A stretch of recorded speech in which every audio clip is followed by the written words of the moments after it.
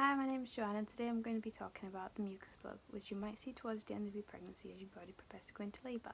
The first stage of labour starts with the onset of regular contractions along with the dilatation or opening of the cervix, also known as the neck of the womb, and ends when the cervix is fully open, which is said to be around 10 centimetres. It can be broken down into the latent and active first stage. The latent phase is the early beginning of labour, which consists of irregular contractions that can vary between being weak and strong.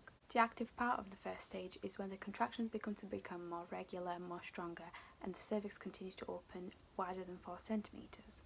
The cervix needs to thin out and open for the baby to come out, and this is what you can feel and see when you begin labour.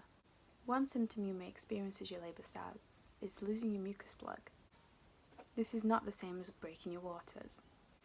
The mucus plug is a small clump of mucus that blocks the entrance of the cervix, and its purpose is to prevent bacteria from entering the uterus. Some women may notice this mucousy plug when going to the toilet and wiping, or in their underwear. It varies in colour but is usually clear or yellow and may be stained with old brown blood. The plug is lost as a result of the cervix opening or dilating, and so the plug protecting the entrance of the cervix is released.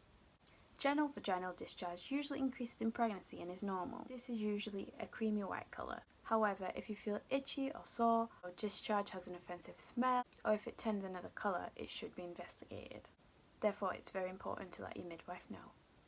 So if you experience any fresh red bleeding from your vagina, make sure to call the number in your handheld notes, usually for triage. It is important to notice that these signs and symptoms will differ between women, since every body and birth is different. You could experience some, all, or none of these symptoms. One important thing to remember as you reach the end of your pregnancy and start to notice signs and symptoms of labour is to think about your baby's movements. You may hear people say that it's normal for babies to move less towards the end of the pregnancy. This is false, as babies continue to move during labour and birth.